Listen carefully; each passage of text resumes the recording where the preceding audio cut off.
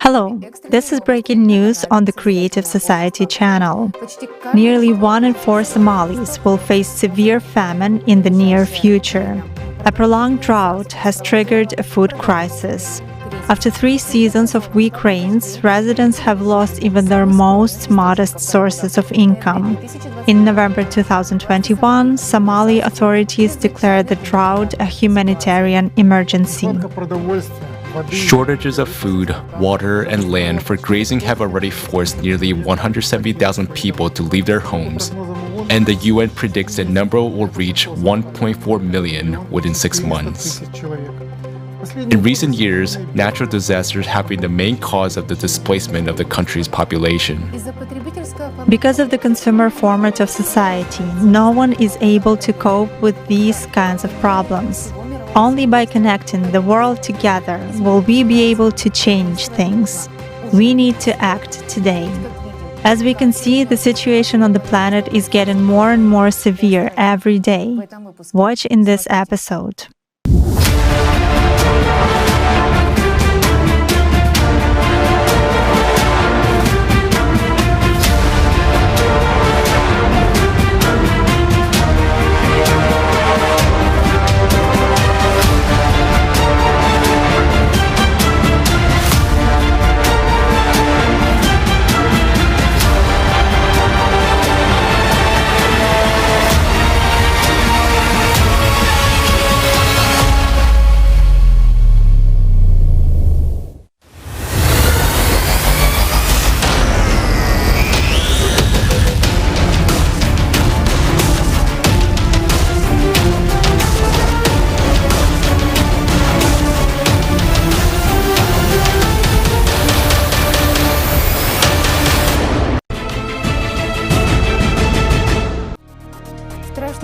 A terrible storm hit the state of New South Wales in Australia on December 19th. Unfortunately, several people were killed. The hurricane wind blowing for only 5 minutes was enough to destroy houses, topple trees, and power line poles. More than 20,000 people were left without electricity. According to experts, none of the observation stations recorded anything that could have recognized the storm's approach. It appeared as if out of nowhere. And the very next day, a powerful sandstorm hit the state of Queensland. Winds with a speed of more than 100 kilometers per hour brought gigantic clouds of sand and dust to the city of Bulia. According to the witnesses, it was the largest dust storm in their memory in the state. At the same time, residents of the Philippines were hit by a powerful super typhoon. Our reporter talked to the locals to find out what difficulties they had to face during and after the typhoon passed, and what their situation is now. Yeah, actually, being a foreigner and the first timer, what I mean is just this is the first time in my life I've ever experienced such a devastating typhoon. Personally, I think this is one of the worst typhoon I've ever experienced in my life here. So I could see a lot of people are struggling out there. So actually, this is what I noticed about the typhoon. So we all underrated the typhoon because they only mentioned signal 1. You understood? So when the typhoon came, we were all surprised. Its signal strength, it's so huge that even me talking here, my home is devastated. When I woke up midnight, all I saw is water in my apartment. I have to go and look for somewhere to rent for me to be able to stay for like 2 days. Imagine, no lights, no water. Then we really urge the government of the Philippines to help the less privileged. So imagine if people with money can be struggling right now, what will happen to the less privileged? So we want the government to assist in a way they could and to bring life back to people. So I feel stressed. I feel that there was someone can help us. We have a lot of problems.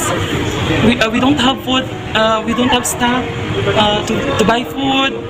We don't have water. All of the people here are panic buying to buy mineral water, and also we don't have any idea how to do. We make a lot of strategy how to survive. Like here in our country, here in our place in Cebu City, Philippines, we don't have electricity. We don't have signal. So we're having a lot of problems. And then we are worried because we don't have signal. We cannot chat with our family to other places in. We cannot chat or we cannot message there by social media like Facebook because we don't have signal. We don't know what's happening to them. We don't know. So I hope this problem will fix soon. I am an 80 years old resident in Cebu, and I feel very sad, and I don't know if I will live until now because of the very, very strong wind that as if our house was moved through the very, very strong wind which happened in our place. Then I together with my grandchildren have not slept the whole night. We cannot sleep well because of the heavy storm. Then after the typhoon, the following day,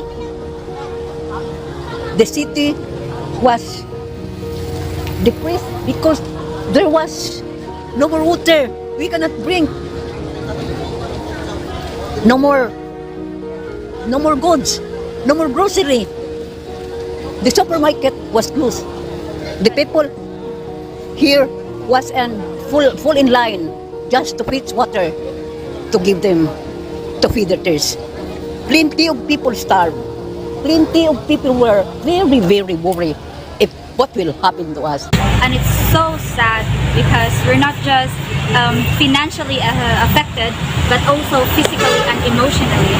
And it's so sad that we never thought that it would be dispersed. We don't know where we can buy some equipment to build again with our houses, especially our houses is destroyed by this typhoon. It is also taught me that in every typhoon we should be ready, and also we need to be prepared for that, so that if ever this happen again, we already know what happened and we're ready to take these challenges and also to cope up with this. Super Typhoon Rai, known in the Philippines as Typhoon Odata, was one of the strongest recorded on the planet this year and the sixth to reach Category 5.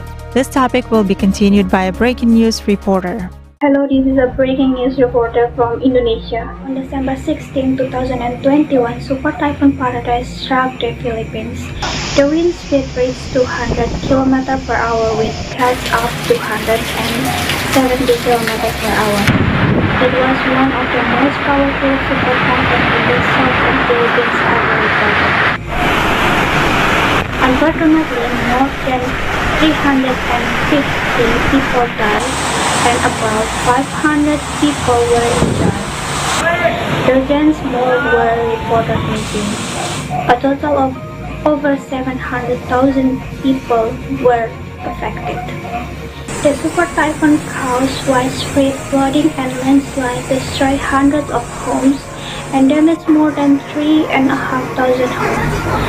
Many roads were closed and flights were damaged. Bridget Gardner, the chairman of the Philippine Red Cross, reported that homes, hospitals, schools, and public buildings were totally destroyed. In addition, electricity, water, and communication problems occur in a number of settlements.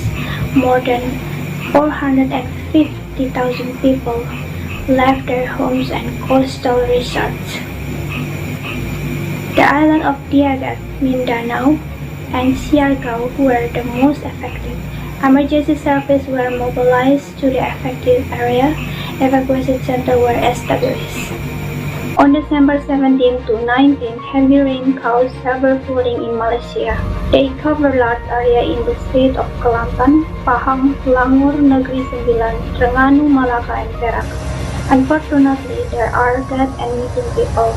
Many people were trapped in the residential and industrial buildings as well as in transport.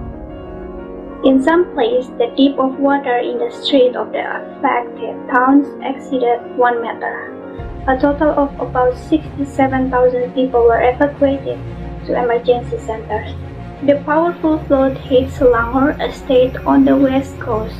People in the state were unprepared for the sudden flooding and chaos rains, Prime Minister Ismail Sabri Yaakob said. In the capital of Malaysia, Kuala Lumpur, the amount of precipitation that fell on December 17 exceeded the average monthly norm. According to the local weather service, it happens once every 100 years. Flooding in Malaysia usually occurs during the annual monsoon season from October to March on the east coast of the country. However, this year's flooding was more devastating and unpredictable. Local weather services estimate that the nearly week-long rainfall in parts of Malaysia has been the heaviest in the last 100 years. Heavy rains in northern Iraq have also caused devastating floods. The residents of the city of Erbil and the surrounding areas were affected. Unfortunately, casualties have been reported. There are still people missing.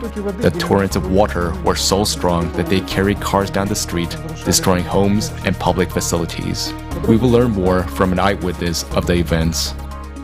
My name is Sardar Sattar, and I am from Kurdistan region of Iraq. On Friday, 17th December 2021, it was like a very normal day, and all of a sudden in the evening, of course, we had kind of like warnings from forecast centers in Iraq, but all of a sudden, kind of like tornadoes started in the midnight, in the morning, when everybody, even though in Iraq, Fridays are a weekend and people are supposed to stay at home and enjoy their times, but everyone started with shocking news of losing at least 8 people in the beginning, which the death toll later rose, of a flash flood that affected several districts, at least 7 districts in Erbil. It was caused by a heavy rainfall that no one actually expected that could be this kind of this massive, but it swept a very large area. Erbil is by nature is a city, is a vast city that is in a flat area, so it could actually make it worse for the people that to be caught in sweet dreams when they were sleeping. Actually, everybody was caught in the middle of a disaster. There were no sirens, there were no warnings, no one was alarmed. And there is another interesting point that in some areas, people were kind of like trying to spread the warning when they felt that, okay, there is a flood, and they woke up because it appeared around 4 a.m. in the morning. So they, with gunfire, with shooting in the air, they tried to make noise and make everyone in the neighborhood awake. People actually mostly were trying to at least get the family to the top floor of to the roof or the second floor of their buildings, of the houses. But at the same time, there were other risks like electricity at the time of flooding. So they had to rush to every transmission kind of like utilities that they had to shut down the electricity and lower the risk. Damage is actually huge. I cannot say thousands, but maybe a few hundreds of houses have been completely washed away. Right after the flood, a very huge campaign was launched throughout Kurdistan region, and people right now are raising funds and collecting utilities to help those who are affected. At the same time, a colleague of mine who is also a journalist, and his brother was affected by the flood, he wrote an article on his social media account saying that I was sad to see the disaster, but when I saw the reaction of people, I saw hundreds of young people with cranes. They had cranes and they brought their vehicles to help people remove heavy objects and to just open the path for rescue teams. I saw hundreds of people who were bringing hot meals for the people who were affected. I saw many people who were bringing extra utilities that they have at home to provide this to the families. Climate change is an undeniable fact right now. in Kurdistan region, unfortunately, and throughout the Middle East, to be honest, because of the low level of awareness among the people, this is not a very happy situation. The climate change is happening, and the people are busy with other things, and they have not even acknowledged the climate change as a serious issue right now. So I think as a journalist, one of my responsibilities and my colleagues' responsibilities is to raise the awareness of the people. I understand that to some extent it could be out of the hand of the people, but at least to have the awareness could help the collective efforts to find a solution to this expected disasters that we are going to face. Fortunately, this year, the drought, the heavy and serious drought that hit Iraq and affected agriculture very seriously has kind of like shaken the people. We have people around Erbil who kind of like had become the wheat hub of Iraq, that this year they are facing a huge decrease in their wheat and barley products, and that cannot be argued for anything but for the impacts of the climate change. The climate change and the challenge that we are all collectively facing now requires a collective effort. Is not actually possible if awareness is not raised among the public. Everyone, it doesn't matter whether they are well educated, whether they have academic education or not. Everyone should be aware that something is happening and we are all responsible. But there is one very crucial issue, and that we have to keep climate change out of politics. This is affecting everyone, so everyone is responsible.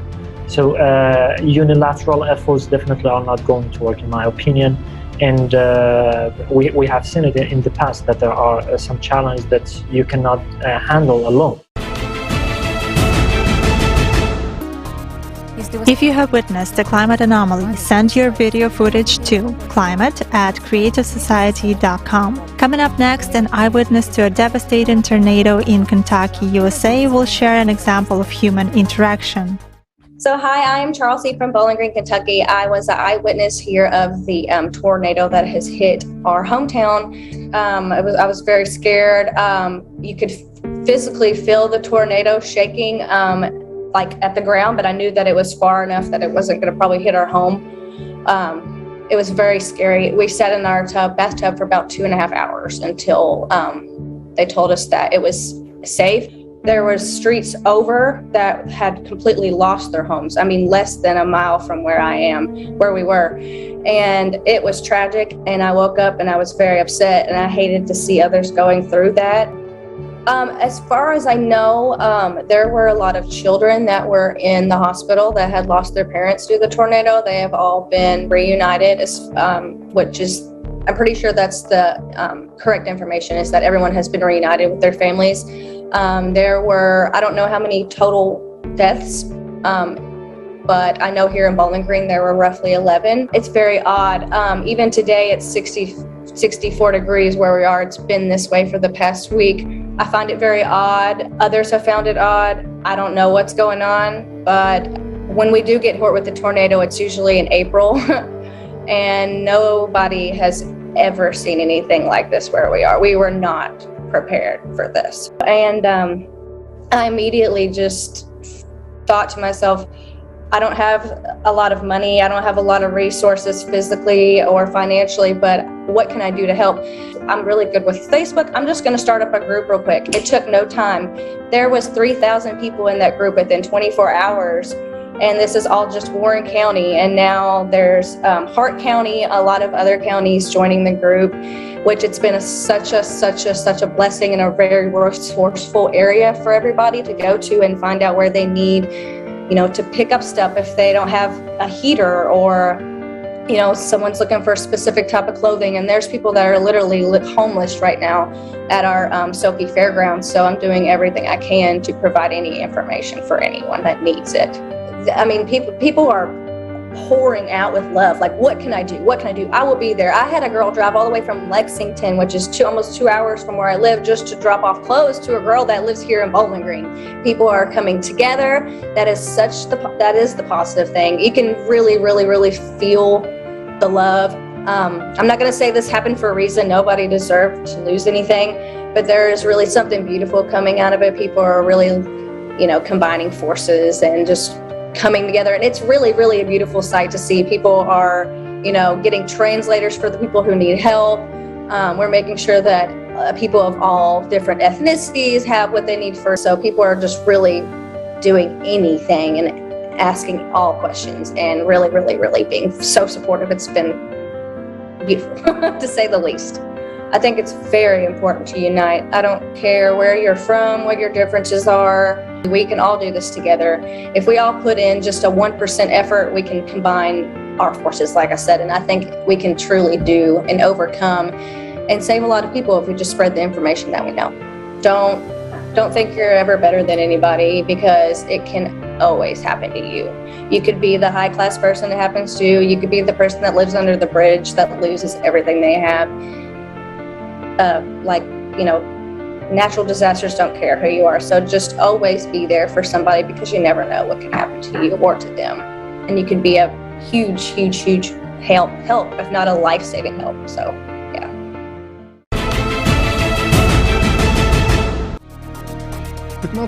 On December 15th, 2021, many natural anomalies occurred in just one day in the southwestern United States. Thus, in Wisconsin, Minnesota, and Iowa, abnormally high temperatures were recorded. During the nighttime, the temperature was plus 12 degrees Celsius, and in some areas, the record reached plus 21 degrees Celsius. Usually, the average temperature in December is about minus 2 degrees Celsius. The topic will be continued by a breaking news reporter from the United States. Hello, this is the breaking news reporter from the USA. On December 15, 2021, an abnormal and historic derecho hit the southwestern United States and made its way inland. Hurricane-force winds of more than 120 kilometers per hour brought torrential rains, dust storms, tornadoes, wildfires, and snow squalls. Unfortunately, people died. A record 55 hurricane-force wind gusts were recorded that day. This is 2 times more than last year's record. It is also worth noting that hurricane-force wind gusts are considered abnormal in winter. Roofs, trees, and telephone poles were damaged in Colorado and Kansas. Strong winds of over 160 kilometers per hour even overturned cars. More than 400,000 homes and businesses were without power as a result of the storm. In some states, flights were stopped or canceled. A state of emergency was declared in Kansas and Iowa. An abnormal winter tornado was observed in Minnesota. Until this day, they had never been here before in winter. In addition, several states were hit by a dust storm due to bad weather. The poor visibility on the roads caused several traffic accidents. Meanwhile, wildfires broke out in Kansas, Texas, and Oklahoma.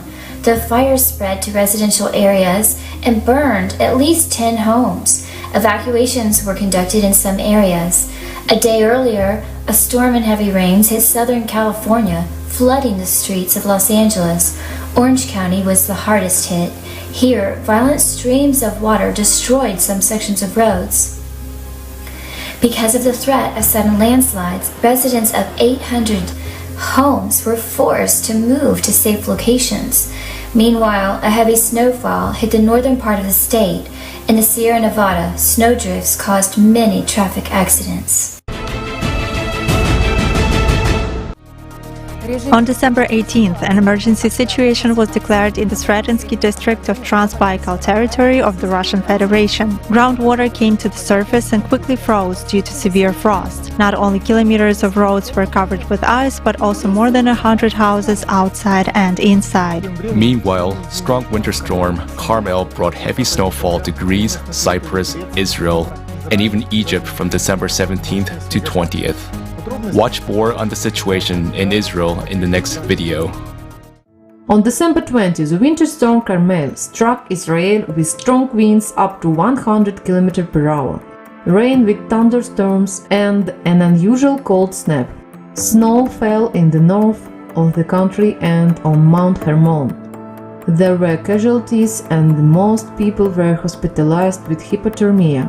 Fallen trees caused serious damage to infrastructure, buildings were damaged and cars were smashed. On December 21, torrential rains with thunderstorms caused massive flooding in low-lying areas.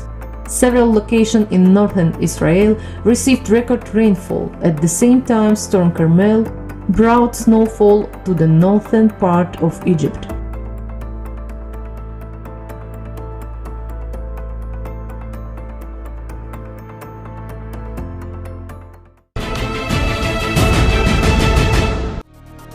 How prepared are we for the rapid climate change that is happening on the planet? The answer is obvious. We are not ready. The situation is complicated by the absence of information about the real causes of these changes. It all comes down to the anthropogenic factor, i.e. CO2 emissions. But on December 4th, at the international online conference, Global Crisis, Time for the Truth, many scientists voiced the whole truth about the CO2 theory. Over time, the atmospheric levels of carbon dioxide have radically fluctuated throughout the Earth's geologic history. They have been in the past as much as 5,000 parts per million. They are currently about 420 parts per million. So over long periods of time, they have fluctuated, but in general, they have fallen. There doesn't seem to be any correlation whatsoever with increasing CO2 and temperature. And in fact, if we look out, one of the things we're being asked to believe is that our modern temperatures are unusual and unprecedented, that we've never seen temperatures like this in thousands of years. That's just not the case. And the warming trend we're in right now, though, started more than 300 years ago. But again, 250 years of warming took place before we started adding CO2. But we're asked to believe that those natural forces that have been driving temperatures since the dawn of time suddenly ceased in the 20th century. CO2 is a gas that has very little effect on the climate. The IPCC models assume that the higher the CO2 level, the higher the water vapor level. And water vapor is a gas with the greatest impact on the climate. But the assumption that the more CO2, the more water vapor has never been proved. I must also tell you that with some colleagues, I have done experiments to see if CO2 can heat or carry heat. So we have built small greenhouses and tried to heat it by the sun outside or inside with the artificial heating. We were able to show that carbon dioxide stops radiation, but we were not able to show any heating. That is a mystery. So CO2 cannot heat, but what can heat is the water vapor. Its temperature changes first, and then CO2 levels follow that. It's not the other way around. If increasing CO2 was going to drive temperature, CO2 should change first, and then temperature should change. The blue curve is the temperature of the sea. That is sea temperature, the ocean temperatures. The red is the land temperature, which we get from, in this case, Hadkrut, which is an official temperature series. First comes the change in the sea temperature. A little bit later, the land temperature, red. And then about 1 year, 11 months, or 10, 11 months, the carbon dioxide changes. And when temperature at the sea goes down, the carbon dioxide goes down 10, 11 months later. Well, let me show you another table that might tell you a little bit about the CO2 content. There, take a look. There are 3,000 billion tons of CO2 in the atmosphere. And the total man-made emissions per year are 20 to 30 billion tons.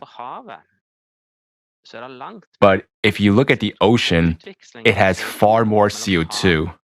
So the exchange of CO2 between the ocean and the atmosphere totally overshadows human activity.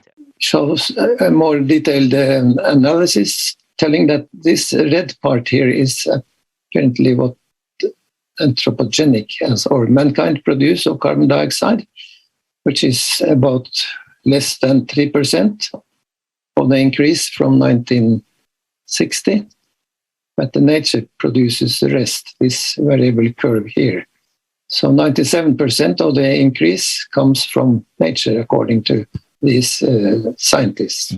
Moreover, today we see that the warming is happening not only on our planet, but also on other planets, and on the moon too, where there's a completely different atmosphere that has nothing to do with CO2. So clearly, there is a sun factor which is missing in their model. The world's governments, through the UN, formed the UN Framework Convention on Climate Change. Now, you would think that would be studying climate change, but they specified that you study the human causes of climate change. So they ruled out all natural factors. They said, no, we're not going to study whether the sun plays a role. We're not going to study whether volcanoes play a role. We're not going to study whether ocean current shifts play a role. And we really don't understand clouds, so we're not going to count them much. What we're going to study is human CO2 emissions, because that's what we can get a handle on. That's not the way science is supposed to work. If you make faulty assumptions or incomplete assumptions, your models are going to be weak, because they're only as good as the accuracy of the stuff that's put in them. Now, climate models have failed to predict past temperatures, or to accurately reflect past temperatures. They fail to accurately represent present temperatures, but we're told we can trust their projections of future temperatures. That doesn't seem reasonable to me. If, on the other hand, you like the scientific process, we're not getting much data out there. Dr. Will Happer is our chairman here at the CO2 Coalition. He's got a paper that he and Dr. Wingarden have done on climate sensitivities. They're not able to get it in any prestigious journals. It's a landmark study. They need to shut people like me down. I was just banned on LinkedIn, which should be a professional network, a social media network. I don't post things that are controversial. I post scientific facts, and they were being removed. And they got back and said, no, you're done. We don't allow that kind of information on LinkedIn. This debate is so violent, and if you go to the media, you can express your opinion, but you'll be strongly criticized, and then you won't really have an opportunity to defend yourself. But most importantly, you won't get into the media with your first articles. This is what we see now in the academic world, for example, at universities. So academic freedom is endangered. What I have to say is that many people who join the ranks of climate realists do so when they retire, because until retirement, they just don't dare. Researchers who claim something different don't get grants. They don't have their say in either published media or in edited journals. That volcanic activity, subsurface volcanic activity in Antarctica and even in parts of Greenland and Iceland, are contributing to the melting of the glaciers there. That is not controlled by CO2. We don't control the ocean currents. We don't control the magnetism of the Earth and how it shifts or can shift over time, magnetic poles. We don't control our orbit. We don't control those things. And they're really what's driving. That's why we should study them. Because if they're really what's driving climate change and we think it's bad, we should know that too. I want an adaptable society. An adaptable society is one that does not lock itself in to solving the wrong problem.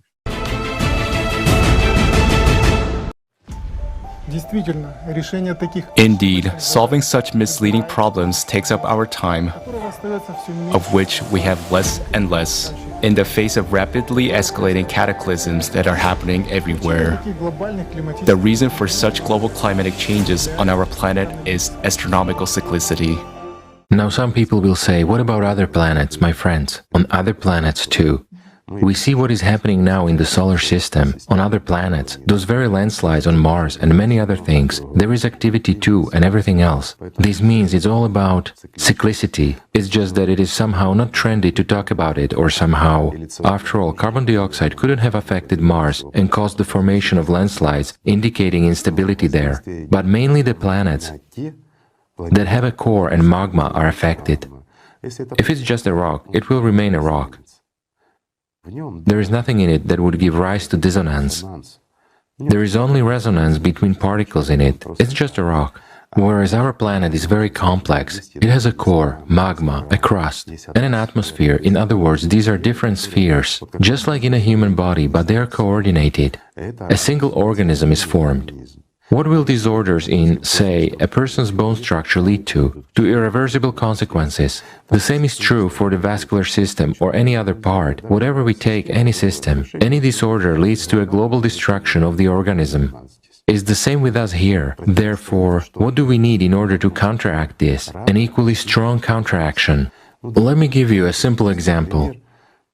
Let's use Tatiana, for example, for you to understand. Let's suppose I give her a little push, and she tilts.